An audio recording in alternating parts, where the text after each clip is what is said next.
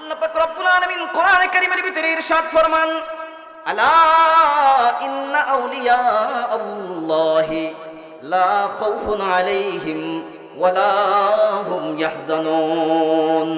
আল্লাহ পাক রব্বুল আলামিন বলেন, আলা, ও দুনিয়ার মানুষ, খুব মনোযোগ দিয়া শোনো, কান খাড়া করে শোনো, মনোযোগ দিয়া শোনো। একটা মেসেজ, একটা বার্তা তোমাদেরকে দিতেছি, গুরুত্বপূর্ণ মেসেজ। অমনোযোগী থেকো না, আলা, সাবধান হও, হুঁশিয়ার হও, মনোযোগী হও। ইন্না আউলিয়া আল্লাহি লা খাউফুন আলাইহিম ওয়ালা হুম ইয়াহজানুন। আল্লাহ পাক রব্বুল আলামিন বলেন, যেই বান্দা এবং যেই বান্দি আমি আল্লাহর বন্ধু হয়ে যাবে, ওই বান্দার দুনিয়াতেও কোনো ভয় নাই, আখিরাতে কোনো চিন্তা নাই। আর একটু জোরে সরে বলেন সুবহানাল্লাহ। মুহতারাম হাজিরিন, এখন প্রশ্ন হলো, আল্লাহর সঙ্গে বান্দার সঙ্গে গভীর সম্পর্ক কিভাবে হয়, কিসের মাধ্যমে হয়? যেহেতু আল্লাহর সঙ্গে যদি গভীর সম্পর্ক হয়ে যায়, দুনিয়াতে কোনো টেনশন নাই, আখিরাতেও কোনো টেনশন নাই। আল্লাহর সঙ্গে গভীর সম্পর্কটা কিসের মাধ্যমে হয় জানার দরকার আছে না নাই? কিসের মাধ্যমে মালিকের সাথে সম্পর্ক হয়, আল্লাহর সাথে গভীর সম্পর্ক হয়, এটার জানার প্রয়োজন আছে। মুহতারাম হাজিরিন, মালিকের সাথে গভীর সম্পর্ক হওয়ার অন্যতম মাধ্যম হলো জিকরুল্লাহ, আল্লাহর নামের জিকির করা। জোরে সরে বলেন সুবহানাল্লাহ। জিকরুল্লাহের মাধ্যমে, আল্লাহর নামের জিকিরের মাধ্যমে আল্লাহর সাথে সম্পর্ক কায়েম হয়। যে যত বেশি মালিককে ডাকবে, যে যত বেশি মালিকের নামের জিকির করবে, ওই ব্যক্তির সাথে মালিকের সাথে তত গভীর সম্পর্ক হবে। জোরে সরে বলেন সুবহানাল্লাহ। মুহতারাম হাজিরিন, এজন্য কোরআনে কারীমের ভিতরে দেখা যায় আল্লাহ পাক রব্বুল আলামিন নামাজের নির্দেশ দিয়েছেন, যাকাতের নির্দেশ দিয়েছেন, হজের নির্দেশ দিয়েছেন, জিকিরেরও নির্দেশ দিয়েছেন। কিন্তু নামাজের নির্দেশ দিতে যাইয়া আল্লাহ তাআলা এইভাবে বলে নাই বেশি বেশি নামাজ পড়ো। যাকাতের নির্দেশ দিতে যাইয়া আল্লাহ তাআলা বলে নাই বেশি বেশি যাকাত দাও। হজের নির্দেশ দিতে যাইয়া আল্লাহ তাআলা বলে নাই বেশি বেশি হজ করো। পক্ষান্তরে জিকিরের নির্দেশ দিতে গিয়া আল্লাহ তাআলা বলেন, ও আমার বান্দা বান্দীরা, আমি আল্লাহর নামের জিকির বেশি বেশি করো। জোরে সরে বলেন সুবহানাল্লাহ। মুহতারাম হাজিরিন, আল্লাহ পাক রব্বুল আলামিন কোরআনে কারীমের ভিতরে জিকির বেশি বেশি করতে বলছে। ইয়া আইয়ুহাল্লাযীনা আমানু যকুরুল্লাহ, ইয়া আইয়ুহাল্লাযীনা আমানু যকুরুল্লাহা যিকরান কাসীরা ওয়াসাব্বিহুহু বুকরাতাও ওয়া আসীলা। আল্লাহ পাক রব্বুল আলামিন বলেন, ও আমার ইমানদার বান্দা বান্দীরা, উযকুরুল্লাহা যিকরান কাসীরা, তোমরা আমি আল্লাহর নামের জিকির বেশি বেশি করিয়া করো। মুহতারাম হাজিরিন, আল্লাহ পাক রব্বুল আলামিন তার নামের জিকির বেশি বেশি করতে বলেছেন। আল্লাহকে বেশি বেশি স্মরণ করতে বলেছেন, আল্লাহকে বেশি বেশি ডাকার জন্য বলেছেন। আল্লাহকে ডাকার মাধ্যমে আল্লাহর সাথে সম্পর্ক হবে। মুহতারাম হাজিরিন, প্রশ্ন হলো, আল্লাহকে যে আমরা ডাকবো, ডাক দিলে কি আল্লাহ শুনবেন? আর শুনলে কি আল্লাহ জবাব দিবেন? মালিকরে যে ডাকবো, মালিকে কি ডাকলে ডাক শুনবেন কিনা, এক নম্বর প্রশ্ন। দ্বিতীয় নম্বরের প্রশ্ন হলো, শোনার পরে কি তিনি উত্তর দেন কিনা। কারণ যদি কাউকে ডাক দেওয়া হয় আর সে যদি উত্তর না দেয়, তাহলে কি মানুষ তাকে ডাকে? কি বলেন আপনারা, তাকে ডাকে? বিরক্ত হয়ে যায়, তাকে আর ডাকে না। তো মালিককে যে আমরা ডাকবো, মালিকের নামের জিকির করব, তো মালিক কি আমাদের ডাক শুনবেন? মালিক কি ডাকের জবাব দিবেন? মুহতারাম হাজিরিন, কথাটা বোঝানোর জন্য হাকিমুল উম্মত মুজাদ্দিদুল মিল্লাত আশরাফ আলী থানভী রাহমাতুল্লাহি আলাইহি ছোট্ট একটা ঘটনা বয়ান করছে যে হ্যাঁ, মালিককে যদি কেউ ডাকে তো মালিক তার ডাকের জবাব দেয়, তার ডাক শুনে। সুবহানাল্লাহ বলেন সুবহানাল্লাহ। শুনেন এবং জবাব দেন।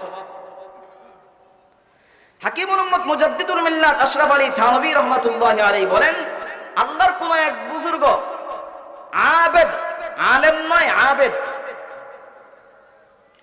সে আল্লাহকে ডাকে, আল্লাহর নামের জিকির করে,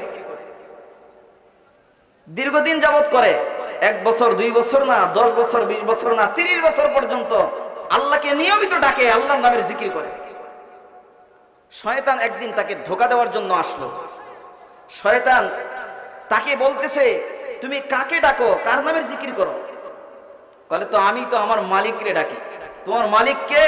বলে, আমার মালিক হলো আল্লাহ। বলে, তোমার মালিককে যে তুমি ডাকো, তোমার মালিক কি তোমার ডাকের জবাব দেয়?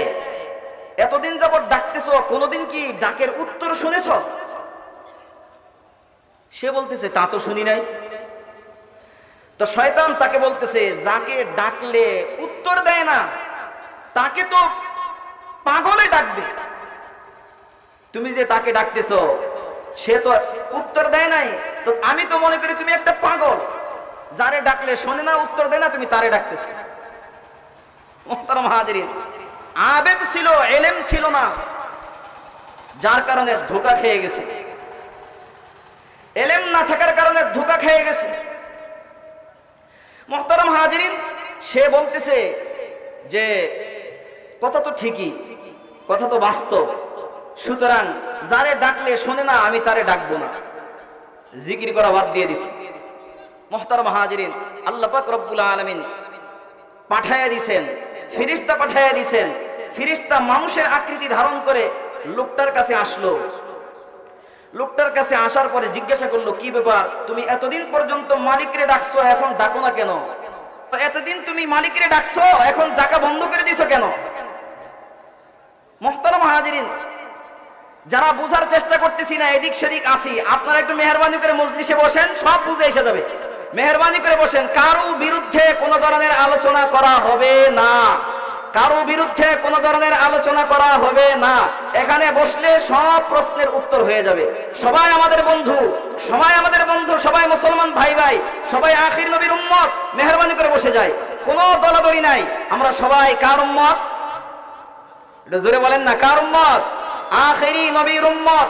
আমরা কার বান্দা? আল্লাহ পাকের বান্দা, এটাই আমাদের পরিচয়। একটু মেহরবানি করে সবাই বসে যায়। আমরা আখিরি নবীর উম্মত, আল্লাহ পাকের বান্দা, আমাদের দ্বিতীয় কোনো পরিচয় নাই। মেহরবানি করে আমরা বসে যাই। আল্লাহ আমাদেরকে বোঝার তৌফিক দান করেন, সবাই বলেন আমিন। মুহতারাম হাজিরিন, আল্লাহ পাক রব্বুল আলামিন ফেরেশতা পাঠিয়ে দিলেন। ফেরেশতা জিজ্ঞাসা করলেন, ও আল্লাহর বান্দা, এতদিন পর্যন্ত তুমি মালিকরে ডাকছো, আল্লাহ আল্লাহ বলে মালিকরে ডাকছো, এখন কেন মালিকরে ডাকা বন্ধ করে দিলে? কি জন্য মালিকের জিকির বন্ধ করে দিলে? মুহতারাম হাজিরিন, সে বলতেছে, যাকে ডাকলে শোনে না, উত্তর দেয় না, জবাব দেয় না, তারে আমি ডাকবো না, এই জন্য বন্ধ করে দিছি। আল্লাহ পাক রব্বুল আলামিন ফেরেশতাকে জানিয়ে দিলেন, ও ফেরেশতা, যা যা যা যা, আমার বান্দার কাছে যেয়ে বল, আমার বান্দাকে যেয়ে বল, আজ থেকে 30 বছর আগে বান্দা যখন সর্বপ্রথম আমি মালিককে আল্লাহ বলে ডাক দিয়েছে, সর্বপ্রথম যখন আমি মালিককে আল্লাহ বলে ডাক দিয়েছে, ওই দিন প্রথম ডাকের জবাব আমি আল্লাহ তাআলা দিয়ে দিছি। আর একটু জোরে সোরে বলেন না সুবহানাল্লাহ। বলে, প্রথম ডাকের জবাব আমি দিয়েছি। কিভাবে জবাব দিলেন? মুহতারাম হাজিরিন, ফেরেশতা বলতেছেন, যখন কোন বান্দা আল্লাহকে আল্লাহ বলে ডাক দেয়, আল্লাহকে যখন কোন বান্দা আল্লাহ বলে ডাক দেয়, মালিকের কাছে যদি ডাকটা পছন্দ হয়ে যায়, মালিকের কাছে যদি ডাকটা কবুল হয়ে যায়, মালিক যদি তার ডাকের জবাব দেয়, তাহলে দ্বিতীয়বার আল্লাহ বলার সুযোগ আর তৌফিক তাকে দিয়া দেয়। সুতরাং দ্বিতীয়বার আল্লাহ বলার তৌফিক পাওয়া, এটাই প্রমাণ যে আল্লাহ তার প্রথম আল্লাহ ডাকের জবাব দিয়েছেন। বলেন সুবহানাল্লাহ। মুহতারাম হাজিরিন, মুফতি শফি সাহেব রাহমাতুল্লাহি আলাইহি তাফসীরে মারিফুল কোরআনে একটা হাদিস নিয়ে এসেছেন। উনি বলতেছেন, রাসূল কারীম সাল্লাল্লাহু আলাইহি ওয়াসাল্লাম বলেন, ইন্না মিন জাযাইল হাসানাতি আল হাসানাতু বাদাহা ওয়া ইন্না মিন জাযাইস সাইয়্যাতি আস সাইয়্যাতু বাদাহা। নগদ ভালো কাজের নগদ পুরস্কার হলো যে আল্লাহ তাআলা তাকে ভালো কাজের পরে আবার আরেকটা ভালো কাজ করার সুযোগ দিয়া দেয়। বলেন সুবহানাল্লাহ। মুহতারাম হাজিরিন, এজন্য আল্লাহকে আল্লাহ বলে ডাক দেওয়ার পরে দ্বিতীয়বার যদি ডাকার সুযোগ হয়ে যায় বোঝা যাবে আল্লাহ তার প্রথম ডাক কবুল করেছেন। এই কথা যখন বলেছেন মুহতারাম হাজিরিন, সঙ্গে সঙ্গে সে আবার আল্লাহর নামের জিকির শুরু করে দিয়েছেন। মুহতারাম হাজিরিন, আল্লাহকে যখন বান্দা ডাক দেয় আল্লাহ তার ডাকের জবাব দেয়। মুহতারাম হাজিরিন, একজন সাহাবী রাসূল করিম সাল্লাল্লাহু আলাইহি ওয়াসাল্লামের দরবারে এসে প্রশ্ন করলেন, ওগো আল্লাহর রাসূল, আল্লাহ কি আমাদের কাছে না দূরে? আল্লাহ কি আমাদের কাছে না দূরে? সাহাবী প্রশ্ন করলেন নবী মুহাম্মদুর রাসূলুল্লাহকে। মুহতারাম হাজিরিন, খুব মনোযোগ দিয়ে শুনেন, খেয়াল করে শুনেন। নবী মুহাম্মদুর রাসূলুল্লাহ কি কোনো ধরনের মন গড়া কথা বলতেন? আর একটু জোরে বলেন। উনি কি নিজের মন থেকে বানায়া কোনো কথা বলতেন? মুহাম্মদুর রাসূলুল্লাহ মন গড়া কোনো কথা বলতেন না। যদি কোনো সাহাবী প্রশ্ন নিয়ে আসতেন আল্লাহর রাসূল চুপ করে থাকতেন, অপেক্ষায় থাকতেন। জিবরাইল কখন আসবে প্রশ্নের জবাব নিয়ে সেই অপেক্ষায় থাকতেন। নিজের মন থেকে বানায়া কোনো প্রশ্নের জবাব দিতেন না। এই কথা কোরআন কারীমের ভিতরে আসছে, ওমা ইয়ানতিকু আনিল হাওয়া ইন হুয়া ইল্লা ওয়াহয়ুন ইউহা ওমা ইয়ানতিকু আনিল হাওয়া ইন হুয়া ইল্লা ওয়াহয়ুন ইউহা। মুহাম্মদ হরগিজ না গুফতা তানা গুফতা জিবরাইল। মুহাম্মদ হরগিজ না গুফতা তানা গুফতা জিবরাইল। জিবরাইল হরগিজ না গুফতা তানা গুফতা কিরদেগার। জিবরাইল হরগিজ না গুফতা তানা গুফতা কিরদেগার। নবী মুহাম্মদুর রাসূলুল্লাহ সাল্লাল্লাহু আলাইহি ওয়াসাল্লাম সাহাবীর প্রশ্নের কোনো জবাব দেন না, চুপ করে আছেন। জিবরাইল আলাইহিস সালাতু ওয়াস সালাম কোরআনে কারীমের আয়াত নিয়ে উপস্থিত হয়ে গেছেন। আল্লাহ পাক রব্বুল আলামিন নাযিল করে দিয়েছেন, ওয়া ইযা সাআলাকা ইবাদি আন্নী ফাইন্নী করিব। ওয়া ইযা সাআলাকা ইবাদি আন্নী ফাইন্নী করিব। আল্লাহ পাক রব্বুল আলামিন বলেন, ওগো নবী মুহাম্মদুর রাসূলুল্লাহ, আপনার কাছে যখন আমার কোন বান্দা বান্দি এসে প্রশ্ন করে আমি আল্লাহ সম্পর্কে, আমি আল্লাহ কাছে না দূরে, আপনি তাদেরকে জানায়া দেন আমি আল্লাহ বান্দার অতীব নিকটেই অবস্থান করি। শুধু নিকটে অবস্থান করি তাই নয়, উজিবু দাওয়াতাদ দাঈ ইযা দাআন। আমার বান্দা বান্দিরা যখন আমি আল্লাহকে ডাক দেয় আমি আল্লাহ উজিবু, বান্দার ডাকের জবাব দেই, ডাকের সাড়া দেই। বলেন সুবহানাল্লাহ। শুধু তাই না মুহতারাম হাজিরিন, ইচ্ছাকৃতভাবে যখন বান্দা মালিককে ডাক দেয় মালিক তো তার ডাকের জবাব দেয়নি। অনিচ্ছাকৃতও যদি কোনো বান্দা মালিককে ডাক দেয়, ভুলেও যদি কোনো বান্দা মালিককে ডাকে, মালিক তার ডাকেরও জবাব দেয়। বলেন সুবহানাল্লাহ। মুহতারাম হাজিরিন, কথাটা বোঝানোর জন্য ছোট্ট একটা ঘটনা আপনাদেরকে শোনাই। একজন অমুসলিম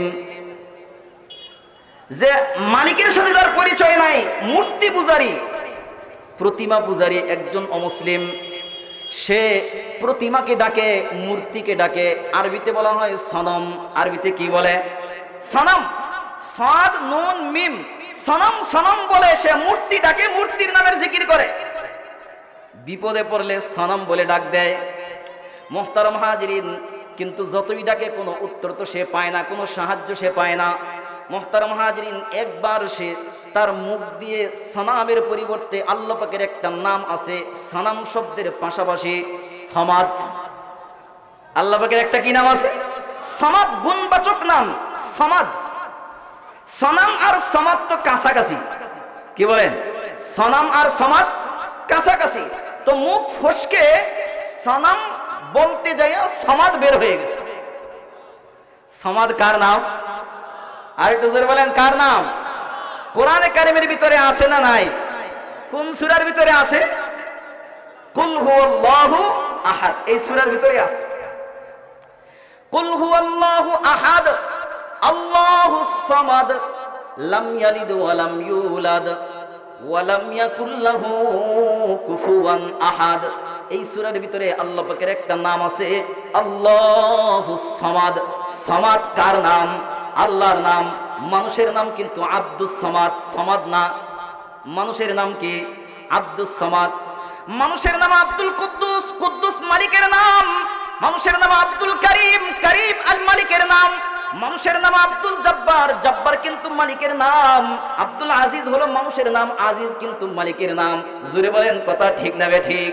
মুহতারাম হাজিরিন, সামাদ কিন্তু মালিকের নাম, আব্দুস সামাদ হলো মানুষের নাম। যে সামাদ নামটা আল্লাহ পাক রব্বুল আলামিন সূরাতুল ইখলাসের ভিতরে উল্লেখ করেছেন। সূরা ইখলাসের দাম কত? হাদিসে পাকের ভিতরে আসছে সূরাতুল ইখলাস তাদিলু সুলুসাল কোরআন। সূরাতুল ইখলাস তাদিলু সুলুসাল কোরআন। সূরা ইখলাস যে ব্যক্তি একবার পাঠ করবে, কোরআনে কারীম থেকে 10 পারা তিলাওয়াত করার সওয়াব তার আমলনামায় দেওয়া হবে। সুতরাং কোন ব্যক্তি যদি সূরাতুল ইখলাস 3 বার পাঠ করে, তার আমলনামার ভিতরে পুরা খতম কোরআনে কারীমের সওয়াব মিলে যাবে। মুহতারাম হাজিরিন, সূরাতুল ইখলাস সম্পর্কে যখন আলোচনা আসলো, সূরাতুল ইখলাস কত দামি সূরা। আল্লাহর রাসূলের একজন সাহাবী মসজিদে কুবার ইমাম ছিলেন। কোন মসজিদ? মসজিদে কুবা, মদিনা শরীফ থেকে 3 কিলোমিটার উত্তর দিকে মসজিদে কুবা। এই মসজিদে কুবার ইমাম ছিলেন একজন সাহাবী। প্রত্যেক ওয়াক্ত নামাজে সূরা ফাতিহার পরে সূরা ইখলাস পাঠ করতেন। সূরা ফাতিহার পরে সূরাতুল ইখলাস পাঠ করতেন, এরপরে অন্য সূরা পড়তেন। মুহতারাম হাজিরিন, এই যে প্রত্যেক নামাজের প্রত্যেক রাকাতে সূরা ফাতিহার পরে সূরাতুল ইখলাস পড়ে, এই জন্য মুসল্লিরা আপত্তি করতেছেন, আপনি প্রত্যেক নামাজের প্রত্যেক রাকাতে সূরাতুল ইখলাস কেন পড়েন? এরকম করা না করলেই ভালো হয়। আমাদের কোন ইমাম সাহেব যদি প্রত্যেক রাকাতেই সূরা ইখলাস পড়ে, কুল হু আল্লাহ, আমরা কি করব? এই হুজুর বুঝি কুল হু আল্লাহ ছাড়া আর কিছুই জানে না, কি বলেন? তো এই সাহাবী প্রত্যেক নামাজেই কুল হু আল্লাহ পড়ে। আপত্তি করছে, কিন্তু উনি বলতেছেন না, যতই আপত্তি করেন আমি সূরাতুল ইখলাস ছাড়তে রাজি নাই, আমি প্রত্যেক নামাজের প্রত্যেক রাকাতেই এই সূরা পড়ব। মুহতারাম হাজিরিন, সাহাবায়ে কেরাম নবী মুহাম্মদুর রাসূলুল্লাহ সাল্লাল্লাহু আলাইহি ওয়াসাল্লামের দরবারে আপত্তি নিয়ে গেলেন, আবেদন করলেন, ওগো আল্লাহর রাসূল, আমাদের ইমাম সাহেব প্রত্যেক নামাজের প্রত্যেক রাকাতে সূরাতুল ইখলাস পড়ে, আমরা বলি প্রত্যেক রাকাতে যেন না পড়ে, অন্য সূরা যেন পড়ে, কিন্তু উনি মানতে রাজি নাই। নবী মুহাম্মদুর রাসূলুল্লাহ সাহাবীকে ডাকলেন, জিজ্ঞাসা করলেন, ও আমার সাহাবী, কি ব্যাপার, তুমি প্রত্যেক নামাজের প্রত্যেক রাকাতে সূরাতুল ইখলাস পড়ো, তার কারণটা কি? মুহতারাম হাজিরিন, তাফসীরে ইবনে কাসীরের ভিতরে আসছে, সাহাবী উত্তরে বললেন, ইন্নী উহিব্বুহা, কারণ হলো এই সূরাটাকে আমি মহব্বত করি, এই সূরাটাকে আমি ভালোবাসি, এই সূরা আমি ভালোবাসি। তার কারণ হলো, আমি যখন অমুসলিম ছিলাম, আমি যখন বেঈমান ছিলাম, আমি যখন কাফির ছিলাম, আমি যখন মুশরিক ছিলাম, তখন আমি মালিকের সাথে আরো অনেক কিছুকে শরীক করছি, এক খোদার সাথে একাধিক খোদা মানছি। কি বলেন? ইহুদি এবং খ্রিস্টানেরা এক খোদা মানে না 3 খোদা মানে? 3 খোদা মানে। আমাদের দেশে অনেক ভাইয়েরা আছে হিন্দু ধর্মের অনুসারী, তারা বলে কি সনাতন ধর্মের অনুসারী, তারা বলে কি তাদের দেবতা কয়জন? 1 জন, 2 জন, 3 জন? না, বলতে পারেন কতজন? 33 কোটি দেবতা তাদের। কত কোটি? 33 কোটি দেবতা। গরুও তাদের দেবতা, বটগাছও তাদের দেবতা, যেটা সামনে ভাই এটার দেবতা বানায় না। মুহতারাম হাজিরিন, তাদের অন্যতম 3টা দেবতা, ব্রহ্মা, বিষ্ণু, মহাদেব। তাদের দেবতাও কিরকম? একজনের কথা বলে সৃষ্টিকর্তা শুধু সৃষ্টি করতে পারে, আরেকজন হলো সংহারকর্তা, শুধু ধ্বংস করতে পারে। একজন হলো ভালো কাজের মালিক, আরেকজন হলো মন্দ কাজের মালিক। ডিপার্টমেন্টাল খোদা, একটা পারলে আরেকটা পারে না, একটা পারলে আরেকটা পারে না, অক্ষম খোদা। এই জন্য অনেকগুলি খোদার প্রয়োজন হয়, কিন্তু আমার এবং আপনার মালিক যিনি, আমার এবং আপনার খোদা যিনি, আমার এবং আপনার মালিক যিনি, মাবুদ যিনি, তিনি হলেন আল্লাহ। তিনি অক্ষম নয়, সব ক্ষেত্রে সব কাজে তিনি সক্ষম। এই জন্য একাধিক খোদার প্রয়োজন আমাদের নাই। আমাদের মালিক, আমাদের খোদা একজন, তিনি কে? আল্লাহ। মুহতারাম হাজিরিন, সাহাবী বলতেছেন, আমি যেহেতু মুশরিক থাকা অবস্থায় একজন খোদার সাথে একাধিক খোদা মেনেছি, শিরিক করেছি, এই সূরার ভিতরে আল্লাহ পাক রব্বুল আলামিন তাওহীদের আলোচনা করেছেন। এইজন্য আমার মন চায় জিন্দেগিতে যতবার মালিকের সাথে শরীক করেছি তার চেয়ে বেশিবার যেন আমি মালিকের তাওহীদের ঘোষণা করতে পারি। এই সূরার ভিতরে তাওহীদের আলোচনা আছে। এইজন্য আমি বারবার প্রত্যেক নামাজের প্রত্যেক রাকাতেই সূরা তেলাওয়াত করি। এই সূরাকে আমি মহব্বত করি। নবী মুহাম্মদুর রাসূলুল্লাহ সাল্লাল্লাহু আলাইহি ওয়াসাল্লাম জবাবে বললেন, হুব্বুকা লাহা ইউদখিলুকাল জান্নাহ। ও আমার সাহাবী, এই সূরার মহব্বত তোমাকে আল্লাহর জান্নাতের মালিক বানায়া দিবেন। জোরে জোরে বলেন সুবহানাল্লাহ। দামি সূরা। মুহতারাম হাজিরিন, হযরতে জিবরাইল আলাইহিস সালাতু ওয়াস সালাম রাসূল করিম সাল্লাল্লাহু আলাইহি ওয়াসাল্লামের দরবারে এসেছেন, কোন এক প্রয়োজনে এসেছেন। হঠাৎ করে দেখেন হযরতে আবু যর গিফারি রাদিয়াল্লাহু তাআলা আনহু আসতেছেন। হযরতে জিবরাইল আলাইহিস সালাতু ওয়াস সালাম রাসূল করিম সাল্লাল্লাহু আলাইহি ওয়াসাল্লামকে বললেন, হাযা আবু যর কদ আকবালা ইয়া রাসূলুল্লাহ, হাযা আবু যর কদ আকবালা ইয়া রাসূলুল্লাহ। হে আল্লাহর রাসূল, এই তো আবু যর আপনার সাহাবী আসতেছে। আপনার সাহাবী আসতেছে। কি নাম? আবু যর গিফারি, আপনার সাহাবী আসতেছে। রাসূল করিম সাল্লাল্লাহু আলাইহি ওয়াসাল্লাম আশ্চর্য হয়ে জিজ্ঞাসা করলেন, আওয়া তারিফুনাহু? হে জিবরাইল, তোমরা ফেরেশতারাও কি আমার সাহাবী আবু যর গিফারিকে চিনো? আওয়া তারিফুনাহু, তোমরা ফেরেশতারাও কি আমার সাহাবীকে চিনো? আমার সাহাবী আবু যর গিফারিকে চিনো? জিবরাইল আলাইহিস সালাতু ওয়াস সালাম প্রশ্নের উত্তরে বললেন, হুয়া আশহারু ইনদানা মিনহু ইনদাকুম, হুয়া আশহারু ইনদানা মিনহু ইনদাকুম। জিবরাইল আলাইহিস সালাতু ওয়াস সালাম বললেন, ওগো আল্লাহর রাসূল, আপনার সাহাবী আবু যর গিফারি দুনিয়ার জমিনে আপনাদের মাঝে যেই পরিমাণ প্রসিদ্ধ, আপনার সাহাবী আবু যর গিফারি আসমানের উপরে তার চেয়ে বেশি প্রসিদ্ধ। রাসূল করিম সাল্লাল্লাহু আলাইহি ওয়াসাল্লাম প্রশ্ন করলেন জিবরাইল আমিনকে, বিমাযা নালা হাযিহিল ফাযিলা ইয়া জিবরাইল? ও জিবরাইল, আমার সাহাবী আবু যর গিফারি বিমাযা নালা হাযিহিল ফাযিলা, এত বড় মর্যাদা, এত বড় সম্মান, এত বড় ফজিলত কিসের বিনিময়ে পাইলেন? আমি একটু জানতে চাই। বিমাযা নালা হাযিহিল ফাযিলা। মুহতারাম হাজিরিন, রাসূল করিম সাল্লাল্লাহু আলাইহি ওয়াসাল্লাম যখন প্রশ্ন করলেন, জিবরাইল আলাইহিস সালাতু ওয়াস সালাম বললেন, দুই কারণে আপনার সাহাবী আসমানের উপরে পরিচিত হয়ে গেছে। কয় কারণে? একটু জোরে বলেন, কয় কারণে? আর একটু জোরে বলেন, কয় কারণে? দুই কারণে। সাহাবী আবু যর গিফারি মানুষের মধ্যে যেমন প্রসিদ্ধ, তার চেয়ে বেশি প্রসিদ্ধ ফেরেশতার জগতে। জোরে জোরে বলেন সুবহানাল্লাহ। দুই কারণ আমাদের জানার দরকার আছে না নাই? মুহতারাম হাজিরিন, রাসূল জিবরাইল আলাইহিস সালাতু ওয়াস সালাম বললেন, যেই দুই কারণে আবু যর গিফারি বেশি প্রসিদ্ধ হয়েছে তার মধ্যে একটা হলো লিসিগারিহি ফি নাফসিহি, লিসিগারিহি ফি নাফসিহি, সে নিজেকে অন্যর চেয়ে ছোট মনে করে। সুবহানাল্লাহ বলেন সুবহানাল্লাহ। নিজেকে অন্যর চেয়ে ছোট মনে করে, তার দিলের ভিতরে অহংকার বলতে নাই। মুহতারাম হাজিরিন, অহংকার বড় মারাত্মক জিনিস। ক্বালা রাসূলুল্লাহ সাল্লাল্লাহু আলাইহি ওয়াসাল্লাম, লা ইয়াদখুলুল জান্নাতা মান কানা ফি কলবিহি মিসকালু যাররাতিন মিন কিবরিন।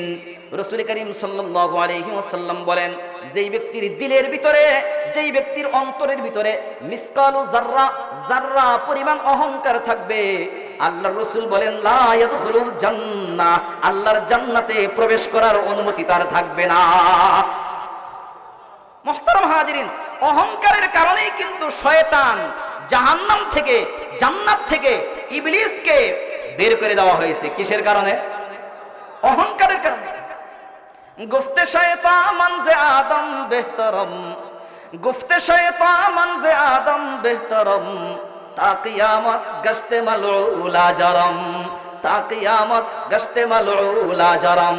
শয়তান যখন বলল, আমি তো আগুনের তৈরি, আদম তো মাটির তৈরি, মাটির গতি হলো নিচের দিকে, আগুনের গতি হলো উপরের দিকে, সুতরাং মাটির তৈরি আদমের চেয়ে আমি আগুনের তৈরি ইবলিসের দাম বেশি, সুতরাং আমি কখনো আদমকে সিজদা করতে পারবো না। মুহতারাম হাজিরিন, এটা অহংকার হয়েছে কি হয় নাই? এই অহংকার যেই ব্যক্তির ভিতরে থাকবে সে আল্লাহ থেকে বিতাড়িত হবে, আল্লাহর রহমত থেকে বঞ্চিত হবে, চিরমালউন হবে, রাজিম হবে। সে আল্লাহ পাকের রহমতের অংশ পাবে না, জান্নাতের মালিক হতে পারবে না। মুহতারাম হাজিরিন, এজন্য নিজেকে সব সময় অন্যের চেয়ে ছোট মনে করা।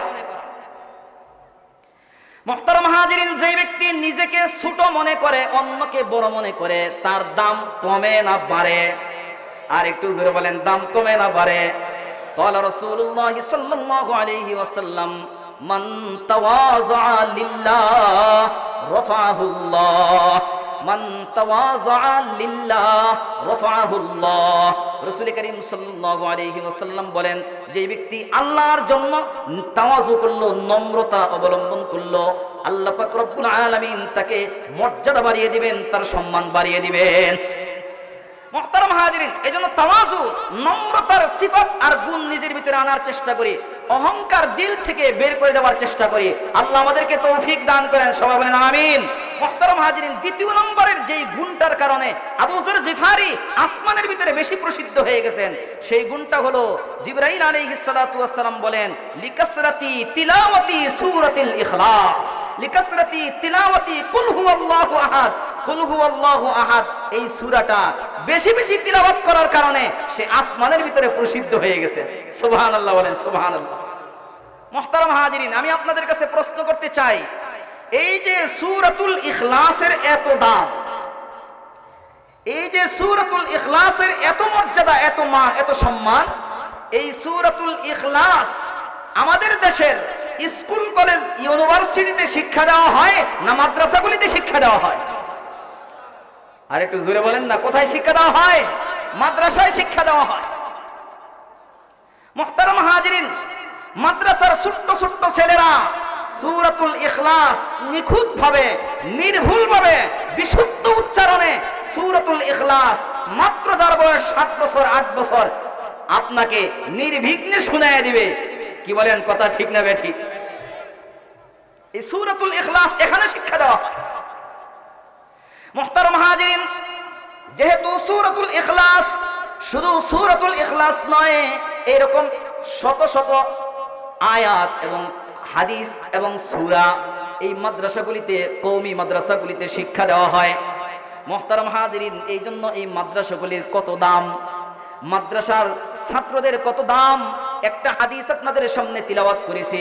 ক্বালা রাসূলুল্লাহ সাল্লাল্লাহু আলাইহি ওয়াসাল্লাম, ইন্নাল্লাহা ওয়া মালাইকাতাহু ওয়া আহলাস সামাওয়াতি ওয়াল আরদিন হাত্তা নামলাতি ফি জুহরিহা লা ইসাল্লুনা আলা মুআল্লিমিন নাসিল খায়র। মুহতারাম হাজিরিন, রাসূল করিম সাল্লাল্লাহু আলাইহি ওয়াসাল্লাম বলেন, আল্লাহ এবং আল্লাহ পাকের নূরানী ফেরেশতারা এবং আসমান এবং জমিনের সকল অধিবাসী, সুবহানাল্লাহ বলেন, সুবহানাল্লাহ, আসমান এবং জমিনের সকল অধিবাসী। মুহতারাম হাজিরিন, জমিনের অধিবাসী কারা? জমিনের ভিতরে মানুষ যেমনি ভাবে আছে, পশু পাখি আছে না নাই? জমিনের ভিতরে পশু পাখি আছে না নাই? মুহতারাম হাজিরিন, জমিনের ভিতরে পশু পাখি আছে, জমিনের ভিতরে জীবজন্তু আছে, জমিনের ভিতরে সাপ বিচ্ছু আছে, জমিনের ভিতরে যে সাগর আছে, সাগরের ভিতরে বিভিন্ন প্রাণী, মাছ, সাগরের জলের স্থলের প্রাণী আছে। মুহতারাম হাজিরিন, দুনিয়ার ভিতরে যত প্রাণী আছে, অন্য হাদিসের ভিতরে আল্লাহর রাসূল, এই হাদিসের ভিতরে আল্লাহর রাসূল বলেন, হাত্তান নামলাতি ফি জুহরিহা। রাসূল করিম সাল্লাল্লাহু আলাইহি ওয়াসাল্লাম বলেন, আসমান এবং জমিনের সকল অধিবাসী, এমন কি জমিনের ভিতরে গর্তের ভিতরে যে পিপিলিকা আছে, গর্তের পিপিলিকা পর্যন্ত ওই কোরআন এবং হাদিসের ইলম পড়নেওয়ালা তালেবে ইলমের জন্য রহমত এবং কল্যাণের বরকতের দোয়া করেন। বলেন সুবহানাল্লাহ। মুহতারাম হাজিরিন, এখন প্রশ্ন হলো, মানুষ দোয়া করতে পারে, ফেরেশতারা দোয়া করতে পারে, জীবজন্তু সহ কেন দোয়া করে? এমন কি আল্লাহর রাসূল বলেন, শুধু জীবজন্তু না, জীবজন্তুর ভিতরে একটা ছোট্ট প্রাণী, এটা হলো পিঁপড়া। ছোট্ট প্রাণী, কি নাম? পিঁপড়া। আল্লাহর রাসূল হাদিসের ভিতরে পিঁপড়া শব্দটা উল্লেখ করে দিলেন, হাত্তান নামলাতি ফি জুহরিহা। পিঁপড়াও গর্তের ভিতরে থেকে মাদ্রাসার ছাত্রের জন্য দোয়া করতে থাকেন। বলেন সুবহানাল্লাহ। পিঁপড়া কেন দোয়া করে? আল্লাহর রাসূল বলেন হাত্তাল হুত ফিল বাহার, সমুদ্রের মাছও তার জন্য দোয়া করেন। সমুদ্রের মাছের কি ঠেকা পড়লো, গর্তের পিপিলিকার কি ঠেকা পড়লো, আসমানের ফেরেশতার কি ঠেকা পড়লো, তার জন্য দোয়া করবে সে। প্রশ্ন আসে কি আসে না? মুহতারাম হাজিরিন, কারণ হলো, প্রশ্নের জবাব হলো, আসমানের ফেরেশতা, গর্তের পিপিলিকা, সমুদ্রের মাছ তার জন্য দোয়া করে। তার কারণ হলো আসমান এবং জমিন যদি থাকে তাহলে পিপিলিকাও থাকবে, আসমান এবং জমিন যদি থাকে সমুদ্রের মাছও থাকবে, আসমান এবং জমিন যদি থাকে মানুষ থাকবে, পৃথিবী যদি না থাকে মানুষও থাকতে পারবে না। কি বলেন, কথা ঠিক না বেঠিক? মুহতারাম হাজিরিন, আসমান জমিন চন্দ্র সূর্য গ্রহ নক্ষত্র পাহাড় পর্বত নদী নালা সব কিছুর অস্তিত্ব ঠিক আছে, একমাত্র মাদ্রাসার ছাত্রদের কারণে, উলামায়ে কেরামের কারণে, যারা কোরআন শিখে হাদিস শিখে, এদের কারণে আসমান এবং জমিনের অস্তিত্ব ঠিক আছে। যেই দিন কোরআন পড়নেওয়ালা কেউ থাকবে না, কোরআন পড়নেওয়ালা কেউ থাকবে না, আল্লাহকে ডাকনেওয়ালা, আল্লাহর নামের জিকির করনেওয়ালা কেউ থাকবে না, আল্লাহ পাক রব্বুল আলামিন আসমানও ধ্বংস করে দিবেন, জমিনও ধ্বংস করে দিবেন, সব ধ্বংস করে দিবেন, কিয়ামত কায়েম হয়ে যাবে। অন্য হাদিসের ভিতরে রাসূল করিম সাল্লাল্লাহু আলাইহি ওয়াসাল্লাম বলেন, লা তাকুমুস সাআতু হাত্তা ইউকালা ফিল আরদি আল্লাহ আল্লাহ। আল্লাহ বলনেওয়ালা একজন মানুষও যখন পৃথিবীতে থাকবে না, আল্লাহর রাসূল বলেন কিয়ামত সংঘটিত হয়ে যাবে, কিয়ামত সংঘটিত হয়ে যাবে।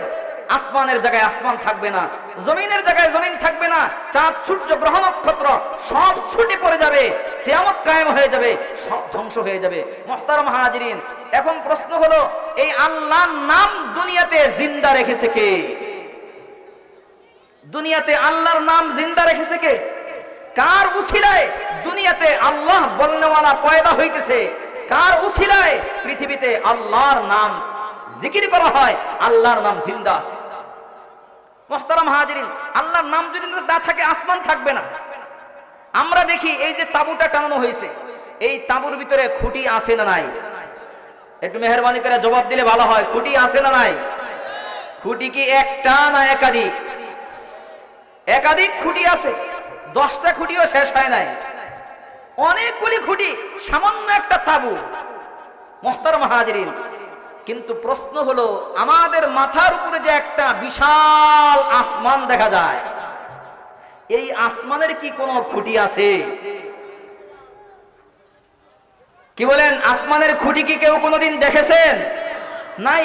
আল্লাহ নিজেই কোরআনে কারীমের ভিতরে বলেন আসমানের কোনো খুঁটি নাই।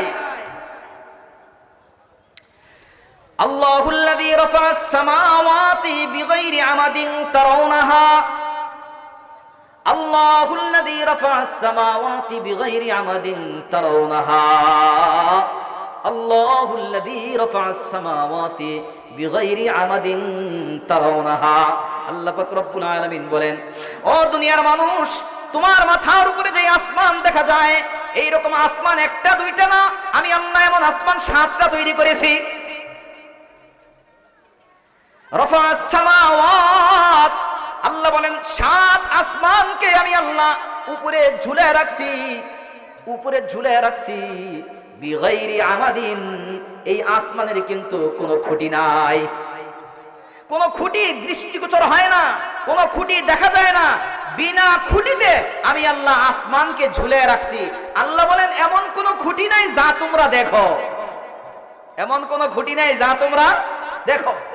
মুহতারাম হাজিরিন, উলামায়ে কেরাম বলেন যে আসমানের খুঁটি, এমন কোন খুঁটি নাই যেই খুঁটি দেখা যায়, তবে খুঁটি আছে এমন খুঁটি যেই খুঁটি দেখা যায় না।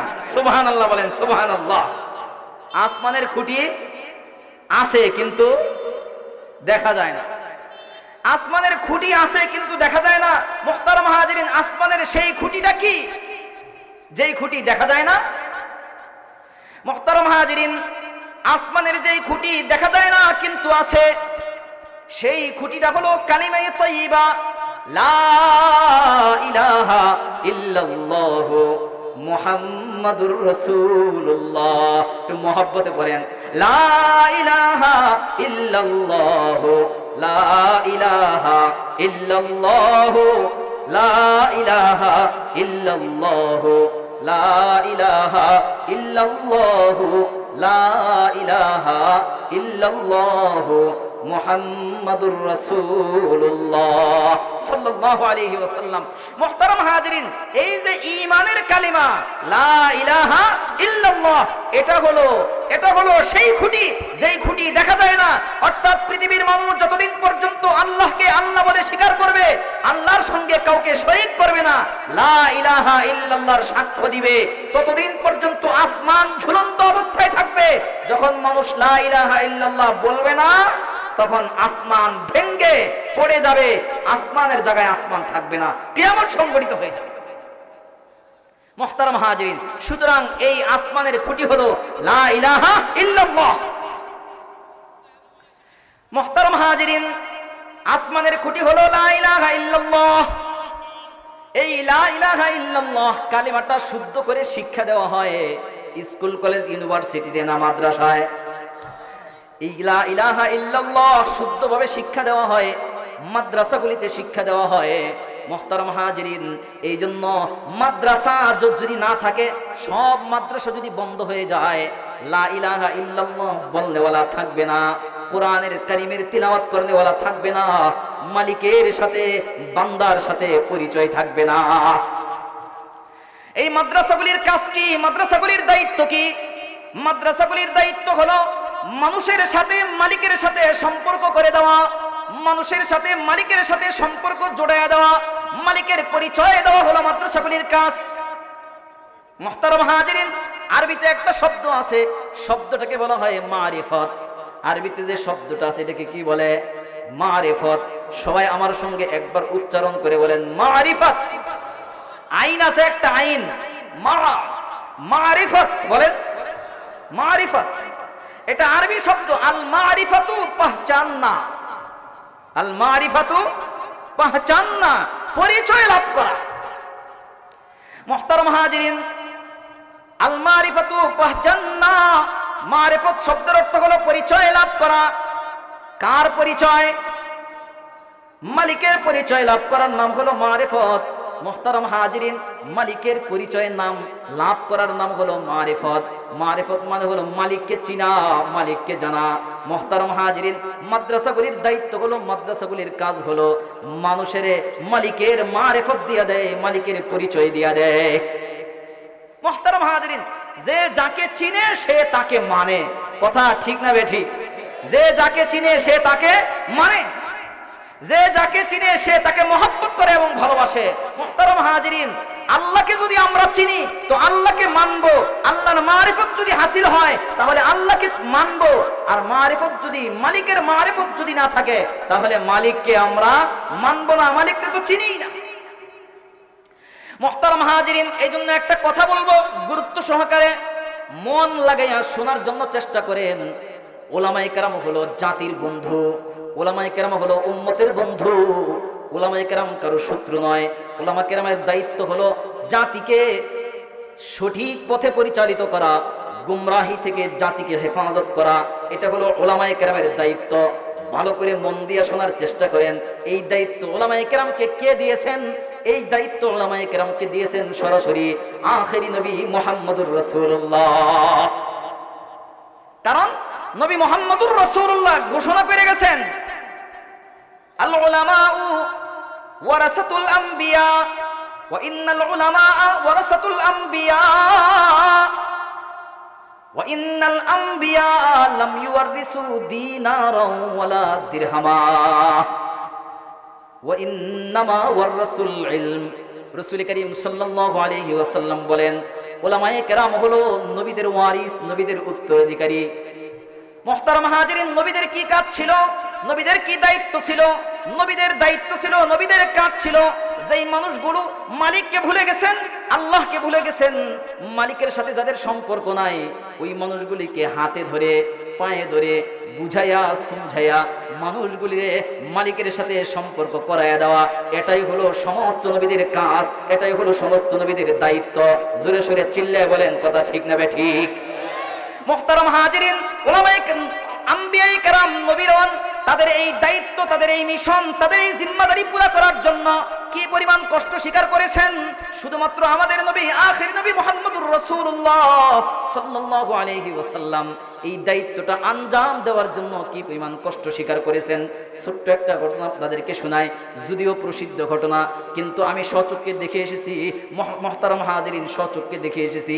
নবী মুহাম্মদুর রাসূলুল্লাহ সাল্লাল্লাহু আলাইহি ওয়াসাল্লাম যখন নবুয়তের 10ম বছর, নবী মুহাম্মদুর রাসূলুল্লাহ 40 বছর বয়সে নবুয়ত প্রাপ্ত হয়েছেন। কত বছর বয়সে? 40 বছর বয়সে নবী হয়েছেন। মুহতারাম হাজিরিন, যখন আল্লাহর নবীর বয়স হলেন 50 বছর, নবুয়তের 10ম বছর, আল্লাহর রাসূলের সবচেয়ে বেশি সহযোগী সাহায্যকারী ছিলেন 2 জন। একজন ঘরের ভিতরে খাদিজাতুল কুবরা, আর একজন চাচা, আপন চাচা আবু তালেব। আল্লাহর রাসূলের আপন চাচা আবু তালেব। আবু জেহেল কিন্তু আল্লাহর রাসূলের আপন চাচা নয়।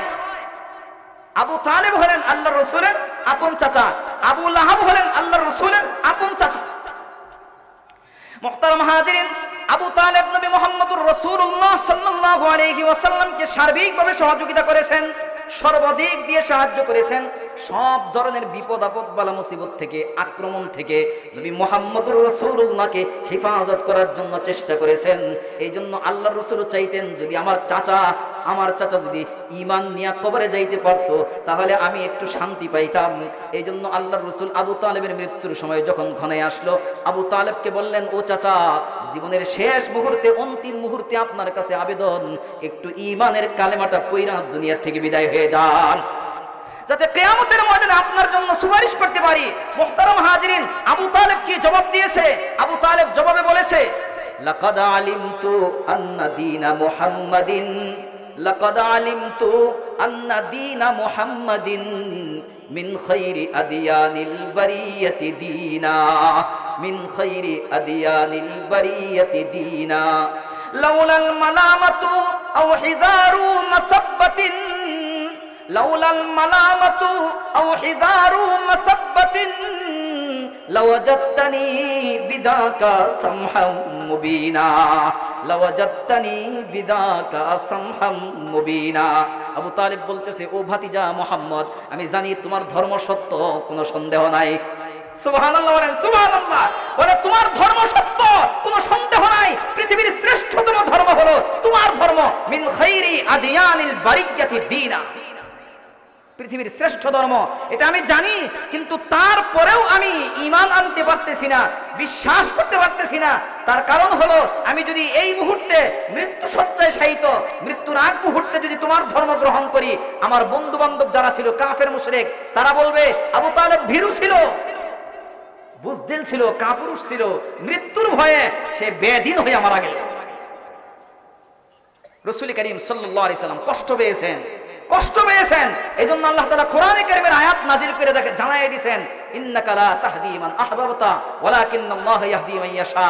হে নবী, আপনি যাকে মহব্বত করেন, ভালোবাসেন, আপনি হেদায়েত দিতে পারবেন না, হিদায়াতের মালিক হলাম আমি আল্লাহ। মুহতারাম হাজিরিন, হযরতে বিলাল হাবশী রাদিয়াল্লাহু তাআলা আনহু বলতেন, যদি হেদায়েত নবী মুহাম্মদুর রাসূলুল্লাহর হাতে থাকতো তাহলে আমরা হেদায়েত পাইতাম না, কারণ আমরা হাবশা থেকে আসছি। হেদায়েত আগে পাইতো আবু তালেব, হেদায়েত আগে পাইতো আবু লাহাব, হেদায়েত আগে পাইতো আবু জেহেল, পরবর্তীতে আমাদের সিরিয়ালি খুঁজে পাওয়া যাইতো না। কিন্তু হেদায়েতের মালিক আল্লাহ নবীকে বানায় নাই, হেদায়েতের মালিক আল্লাহ তাআলা নিজে হয়ে গেছেন। মুহতারাম হাজিরিন, এই যে চাচা আবু তালেব আল্লাহর রাসূলকে সাহায্য করেছেন, নবুয়তের 10ম বছর আবু তালেবের ইন্তেকাল হয়ে গেল, ওই বছরই খাদিজারও ইন্তেকাল হয়ে গেল। এই জন্য ওই বছর আল্লাহর রাসূল দুশ্চিন্তাগ্রস্ত হয়ে গেলেন, পেরেশান হয়ে গেলেন। ওই বছরের নাম হলো আমুল হুজুন, পেরেশানির বছর, চিন্তার বছর, দুশ্চিন্তার বছর। আল্লাহর রাসূল পেরেশান হয়ে গেলেন। পেরেশান হয়ে নবী মুহাম্মদুর রাসূলুল্লাহ সাল্লাল্লাহু আলাইহি ওয়াসাল্লাম যায়েদ ইবনে হারেসাকে সঙ্গে নিয়ে তায়েফে গমন করলেন। মুহাম্মদুর রাসূলুল্লাহ সাল্লাল্লাহু আলাইহি ওয়াসাল্লামের পালক ছেলে নাম হলো যায়েদ। কোরআনে কারীমের ভিতরে একজন সাহাবীর নাম এসেছে, নাম হলো যায়েদ। মুহতারাম হাজিরিন, কোরআনে কারীমের ভিতরে একজন সাহাবীর নাম আসছে, আর কোন সাহাবীর নাম নাই। ফালাম্মা কুদিয়া যাইদুম কোরআন কারীমের ভিতরে যায়েদ রাদিয়াল্লাহু তাআলা আনহুর নাম আসছে। এই যায়েদ রাদিয়াল্লাহু তাআলা আনহুকে নিয়ে আল্লাহর রাসূল তায়েফে সফর করলেন, তায়েফে গেলেন। তায়েফে যে তিনজন ব্যক্তিকে টার্গেট করলেন দাওয়াত দেওয়ার জন্য। এক নম্বর হলো আব্দে আলিল, দুই নম্বর হলো মাসউদ, তিন নম্বর হলো হাবিব। আব্দে আলিল, মাসউদ এবং হাবিবকে আল্লাহর রাসূল সর্বপ্রথম দাওয়াত দিলেন। দাওয়াতের ভিতরে নবী মুহাম্মদুর রাসূলুল্লাহ যখন এক কালেমার দাওয়াত দিলেন, আব্দে আলিল বললেন, হে মুহাম্মদ, আল্লাহ বুঝি তোমারে নবী বানাইয়া কাবা শরীফের বদনাম করতে চায়, কাবা শরীফের সম্মান বিনষ্ট করতে চায়। নাউজুবিল্লাহ বলেন, নাউজুবিল্লাহ। আল্লাহ বুঝি তোমারে নবী বানাইয়া কাবা শরীফের মর্যাদা নষ্ট করতে চায়। আরেকজন উত্তর দিলেন, তুমি যদি সত্যি নবী হয়ে থাকো তাহলে তোমার দাওয়াত যদি গ্রহণ না করি বেয়াদবি হয়ে যাবে, এই জন্য আমি তোমার সঙ্গে কথাই বলতে চাই না। আরেকজন বললেন, আল্লাহ বুঝি তোমারে ছাড়া নবী বানানোর জন্য আর কাউরে খুঁজে পাইল না, তোমারই বুঝি আল্লাহ পাইছে নবী বানানোর জন্য। মুহতারাম হাজিরিন, নিজের জাতির কাছ থেকে মক্কা থেকে নিরাশ হইয়া যিনি শৈশবকালের সেই দুধমার দেশ, হালিমার দেশ তায়েফে গেলেন বুক ভরা আশা নিয়া, তাদের পক্ষ থেকে যখন এই উত্তর আসলো, আল্লাহর রাসূলের কলিজা চিরচির হয়ে গেল। মুহাম্মদুর রাসূলুল্লাহ সাল্লাল্লাহু আলাইহি সাল্লাম বুক ভরা ব্যথা নিয়া, দুঃখ নিয়া আল্লাহর রাসূল সামনের দিকে যাইতেছেন। বখাটে ছেলেদেরকে আল্লাহর রাসূলের পিছনে লাগাই দিয়েছেন, তারা পাথর মারতেছে। হযরতে যায়েদ বিন হারিসা রাদিয়াল্লাহু তাআলা আনহা ওই পাথরকে আল্লাহর রাসূলের শরীর মোবারক থেকে বাঁচানোর জন্য চেষ্টা করতেছে।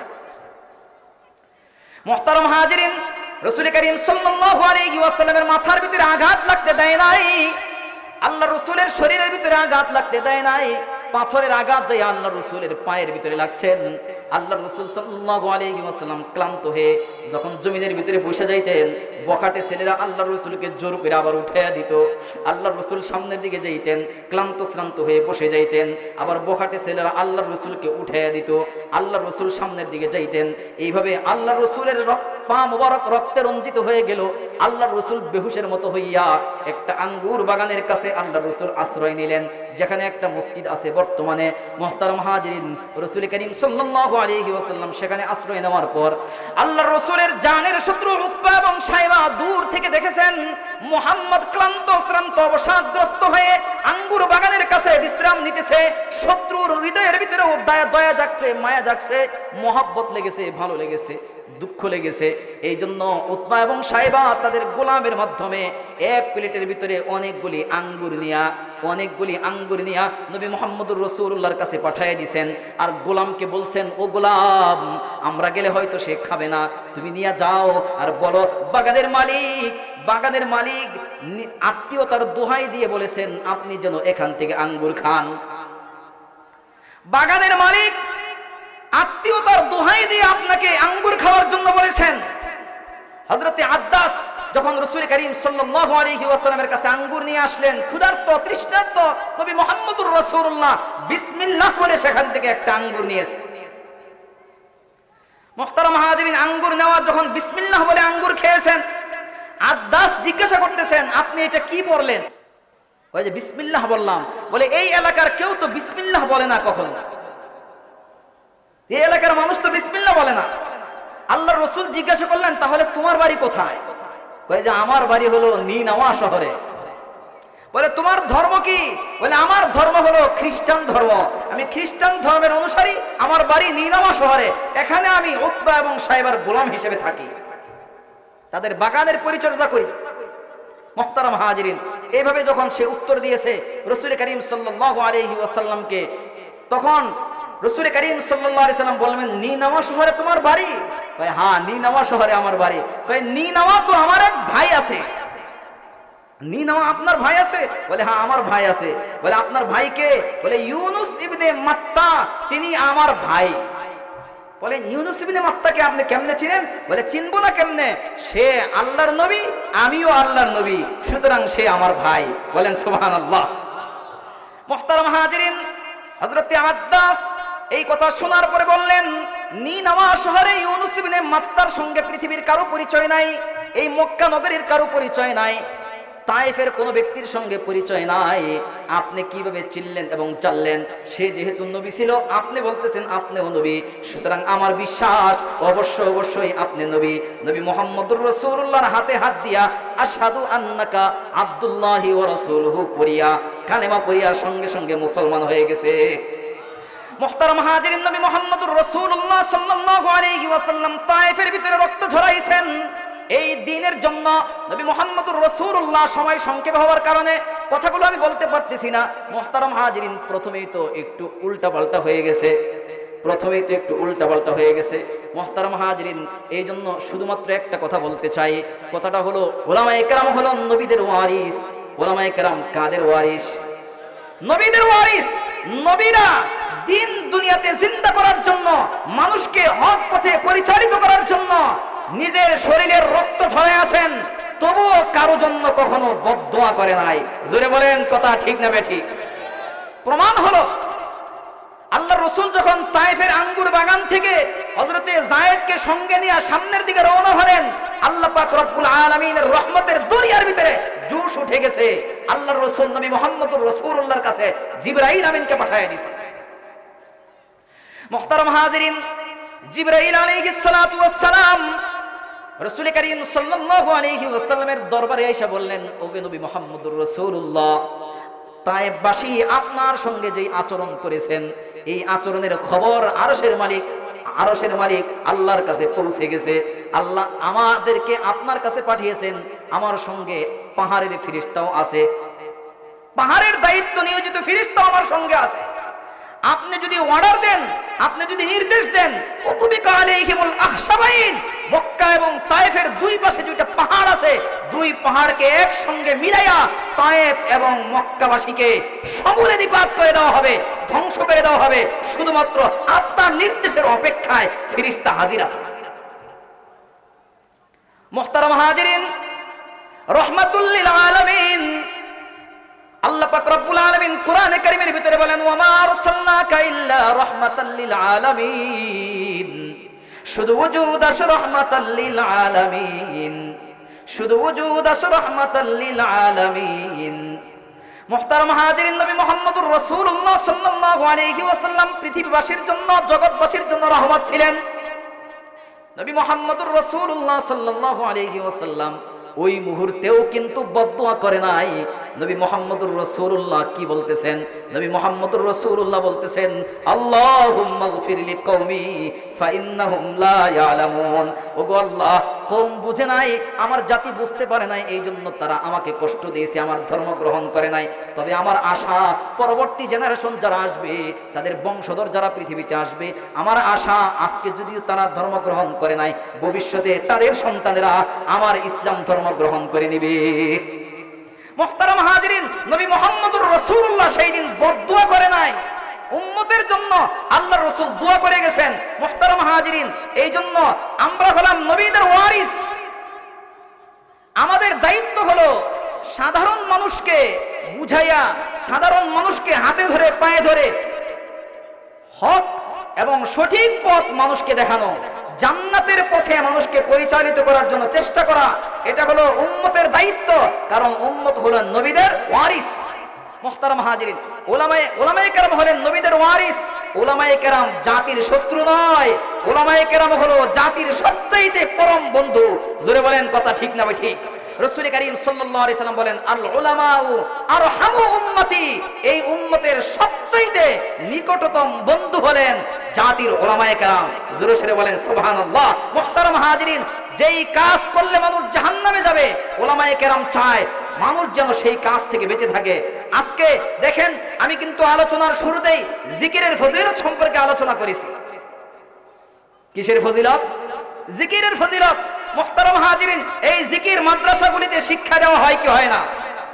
কোরআনে কারীমের ভিতরে জিকিরের আলোচনা আছে না নাই? কথা বলেন না কেন আপনারা, আছে না নাই? মুহতারাম হাজিরিন, শুধু আছে না আল্লাহ বলেছেন বেশি বেশি জিকির করো? মুহতারাম হাজিরিন, কোরআনে কারীমের ভিতরে আল্লাহ পাক রব্বুল আলামিন বেশি বেশি জিকির করেছেন, জিকিরের নির্দেশও আছে।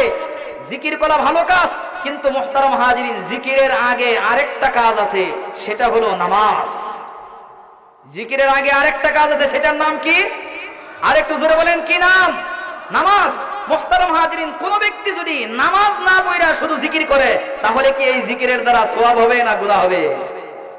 কথা বলেন না কেন? মুহতারাম হাজিরিন, নামাজ পড়ে না, শুধু কি করে? জিকির করে। আরেকটা কথা হলো, জিকির করা ভালো কাজ। এখন যদি নারী এবং পুরুষ একত্রিত হইয়া জিকির করে, নারী এবং পুরুষ একত্রিত হইয়া জিকির করে, মুহতারাম হাজিরিন, এই জিকিরের মধ্যে পর্দার বিধান লঙ্ঘন হয়েছে কি হয় নাই? আর একটু জোরে বলেন। জিকির করা নফল, পর্দায় থাকা কি? আর একটু জোরে বলেন, পর্দায় থাকা কি? ফরজ। মুহতারাম হাজিরিন, যদি কোনো ব্যক্তি ফরজ বিধান লঙ্ঘন করে নফল আমল করে, তাহলে তার একটা উদাহরণ দিয়ে আমি কথা শেষ করছি। মুহতারাম হাজিরিন, এক ব্যক্তি শুনেছে পাগড়ি বেঁধে নামাজ পড়লে অনেক সওয়াব পাওয়া যায়। কি বেঁধে নামাজ পড়লে? পাগড়ি বেঁধে নামাজ পড়লে অনেক সওয়াব পাওয়া যায়। মুহতারাম হাজিরিন, এই কথা শোনার পরে লোকটা মসজিদে গেছে, কিন্তু ভুলে পাগড়ি নিয়ে যায় নাই। দেখে যে ইমাম সাহেব পাগড়ি বাঁধছে, মুয়াজ্জিন সাহেব পাগড়ি বাঁধছে, আর অনেক মাদ্রাসার ছাত্র দেখা যায় পাগড়ি বাঁধা, কিন্তু লোকটা যে ভুলে পাগড়ি নিয়ে যায় নাই, চিন্তা করলো তাহলে তো আমি বিশাল বড় একটা ফজিলত থেকে বঞ্চিত হয়ে গেলাম। কি করা যায়? লোকটা চিন্তা করলো, তাহলে এক কাজ করি, যদিও আমার পাগড়ি নাই, লুঙ্গি তো আছে। লোকটা লুঙ্গি খুইলা পাগড়ি বান্দা নামাজ পড়া শুরু করছে। আপনারাই ফতোয়া দেন, এই নামাজ হবে না নামাজ ফাসেদ হয়ে যাবে? এই নামাজের দ্বারা সওয়াব হবে না গুনাহ হবে? কারণটা হলো, মুহতারাম হাজিরিন, পাগড়ি বাঁধা ছিল নফল, আর সতর ঢাকা লুঙ্গি পরা এটা ছিল ফরজ। ফরজ লঙ্ঘন করে সে নফল আমল করেছে, এই জন্য সওয়াবের পরিবর্তে গুনাহ হবে। মুহতারাম হাজিরিন, জিকির অত্যন্ত দামি আমল, জিকির অধিক পরিমাণে করার নির্দেশ এসেছে, কিন্তু জিকির করতে যায় যদি ফরজ বিধান পর্দা লঙ্ঘন হয়, জিকির করতে যায় যদি কেউ নামাজ না পড়ে, শুধু জিকির করে আর বলে নামাজ পড়বো মনে মনে, নামাজ পড়বো জীবনে একদিন, মুহতারাম হাজিরিন, তাহলে ফরজ বিধান লঙ্ঘন করে সে নফলের পিছনে পড়েছে। এই জন্য তার নফল আমলটাও আল্লাহ তাআলার দরবারে গ্রহণযোগ্য হবে না। যেমন লুঙ্গি খুলে পাগড়ি বাঁধা, ঠিক তেমনি ভাবে ফরজ বিধান লঙ্ঘন করে নফল আমল করতে যাও। মুহতারাম হাজিরিন, আমার কথাটা কি আপনারা বুঝতে পেরেছেন? মুহতারাম হাজিরিন, এই জন্য বলি, জিকির করা নিষেধ না, কেউ নিষেধ করতে পারবে না। আল্লাহর রাসূল মানুষকে জিকির শিখাইয়েছেন, উলামায়ে কেরাম মানুষকে জিকিরের তরিকা শিখায়, মাদ্রাসাগুলিতে জিকির শিক্ষা দেওয়া হয়। মুহতারাম হাজিরিন, আমরা জিকিরের বন্ধু, জিকিরকারীর বন্ধু, আমরা সাধারণ মানুষের বন্ধু। তবে আমরা চাই সাধারণ মানুষ এমন আমল করুক যে আমলের মাধ্যমে তারা জান্নাতের মালিক হতে পারে, জাহান্নাম থেকে বাঁচতে পারে। মুহতারাম হাজিরিন, এই মন থেকে যত কথা বলা হয়, সমস্ত কথার উদ্দেশ্য একটাই, সমস্ত উম্মত যেন জান্নাতের মালিক হয়ে যায়। জোরে বলেন, কথা ঠিক না বেঠিক? কিন্তু মনোযোগ দিয়ে কথা শুনতে হবে, বোঝার চেষ্টা করতে হবে, হেদায়েতের নিয়ত থাকতে হবে। যদি হেদায়েতের নিয়তে মনোযোগ দিয়ে কথা শুনি, আল্লাহ তাআলা বোঝার তৌফিক দিয়ে দিবেন।